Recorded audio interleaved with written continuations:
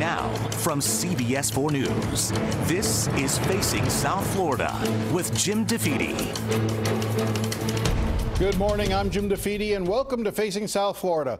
We have a lot of news this week. Later in the show, we're going to sit down with Ashley Moody, the Republican candidate for Attorney General. Also, if you think health care and the opioid epidemic is an important issue, we will show you a part of South Florida that will stun you, an open-air opioid den where addicts shoot up in the streets of Miami. But first, we need to talk about the crisis on our shores. The toxic blue-green algae and red tide is moving down the coast and closing beaches. The algae crisis is something we've been covering for more than 2 years, including our hour-long documentary on the Everglades. Joining me now to put it all into perspective is Eric Eichenberg, CEO of the Everglades Foundation. Eric, thank you for coming in. Jim, thank you for having me. So let's for folks, give them a quick tutorial. What exactly is red tide, the toxic blue-green algae that we're seeing coming over from Lake Okeechobee? What's happening right now, and why is it different than we've seen in previous years? Well, what we're seeing right now is an environmental disaster. We're seeing an economic crisis and a public health emergency, and it's associated with the mixing of these varieties of algae. You mentioned red tide. Red tide has been naturally occurring as far back as the 1500s. But when we add pollution, when we add nutrients to the red tide that's out in the Gulf of Mexico, you see the expanse, the growth of this red tide, this organism that is causing serious damage here in the state of Florida. When we talk about the health damage to it, what it is when even some of our reporters who've been covering the story come back, they talk about skin irritations, they talk about trouble breathing, they talk about sinus infections that they're experiencing. Is that the sort of issues that they're dealing with? Well, I was on Tuesday. I was in Palm Beach, and I was at the pier at Deerfield Beach, and we were in both spots for over an hour. And by the time you returned to Miami here after that day, you could still feel the roughness in your throat. The coughing is almost immediate once you're out of the car and standing there on the beach. This is airborne. This is an airborne toxin that's coming off the ocean here in Miami-Dade County up to Palm Beach County. But this is a system. These are multiple systems of a growing problem. Quite frankly, Florida is on fire due to nutrient pollution. Fertilizers, our waterways are polluted. We have a 5-alarm fire right now, and unfortunately, we're trying to figure out who lit the match. Let's realize that we have a problem. It's an environmental, it's an economic, and it's a threat to human health. We need to solve this now. Good news is we can. So talk to me about that. What do you think needs to be done? Well, right now we have seen since early spring a state of emergency here in Florida because of the blue-green algae that you mentioned in Lake Okeechobee going east and west to the St. Lucie and the Caloosahatchee. And in particular, the mixing of Lake Okeechobee, the polluted water in Lake Okeechobee with the red tide on the west coast has expanded that algae as far north as Tampa Bay. The lake is the heart of the problem. Lake Okeechobee is a sick body of water. And right now, when the water levels rise, the only option today, Jim, and you know this, the only option is to open the gates on the east and west, and all that polluted water goes to the coast. Either through the Caloosahatchee or the St. Lucie estuary. Yes, there's no other option to do it. And the polluted water kills everything in sight, not just on the environmental side, but you have businesses that are closing. We are entering the height of the tourism season right now. We rely on over 100 million tourists per year. We rely on real estate to be transacting. We don't have a state income tax. We rely on sales tax, property taxes. This is our economy, and unless we figure out how we're going to solve these waterway issues, these pollution issues in our water, this is a direct threat to the future of Florida. So we have projects that need to come online. There's a reservoir south of the lake that needs to be authorized by the United States Senate. We call on Mitch McConnell to schedule a vote, and let's begin the construction of this critical project. And let's just stay on that for a second, because politics often intercedes in these things. There is a bill that I know that Senator Marco Rubio and others have been pushing for, that right now looks like even the president is supportive of, that all it really needs is to come to the floor of the Senate vote, and Mitch McConnell right now, the Senate Majority Leader who controls what goes on to the floor, is holding it up. Do we know why? Well, what I've heard is that there's an issue with a North Carolina senator. Now, whether or not this still remains the issue or not, Richard Burr from North Carolina has concerns about beaches in North Carolina. We have beaches in Florida right now that are closed because of the algae issues that we're facing, whether it's, pick the color, whether it's red or blue-green or brown up in Indian River, there is algae that's impacting our state.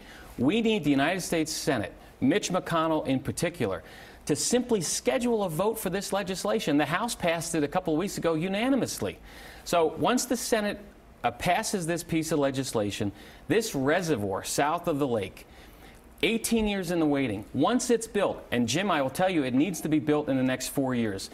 Once it's built, it's the new outlet to send that lake water to the south, and we reduce significantly the amount that we're dumping east and west. It still does not address the issue of the pollutants inside Lake Okeechobee. No doubt and about the it. sickness of the lake itself. And when you talk about the pollution that goes into that lake, just so we're clear, we're talking about phosphorus and runoff. That's everything from the cattle ranches, the orange groves to the north, as well as just suburbs and people expanding. Everything from, if you think of everything from Orlando and Disney south flowing down the Kissimmee River into Lake Okeechobee, that's why Lake Okeechobee is so unhealthy right now. And that is a vital part of our drinking water supply, comes from Lake Okeechobee being filtered in through the Everglades. This is not 500,000 people living in the state of Wyoming.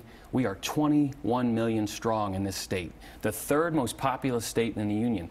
We're a vibrant state, but we also have a challenge right now of too much pollution, too much fertilizers entering our waterways. And you mentioned Okeechobee from the north. The Florida legislature for the last 20 years, actually it's beyond that, Bob Martinez signed legislation to start the cleanup of Lake Okeechobee back in 1987. We continue to move the goalposts in truly cleaning up Lake Okeechobee. If we want to be serious about the pollution in Lake Okeechobee, you have to look to the north. And that is a responsibility of the state of Florida, the legislature, the governor of Florida. We have to reduce the pollution entering.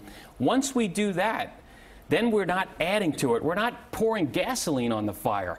That's the whole issue. I know that as part of the Everglades Foundation, you have to work with both Republicans and Democrats. You have to work with both sides, whether it's in the legislature here in Tallahassee or up in Washington, D.C., and you've done a good job of navigating that bipartisan aspect.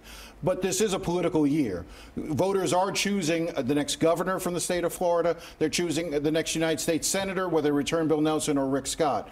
This environmental crisis has become a political issue in both those races. I know that you're not going to take sides in that, but what should voters know and what should voters be thinking about as they go to the polls? What questions should they be asking?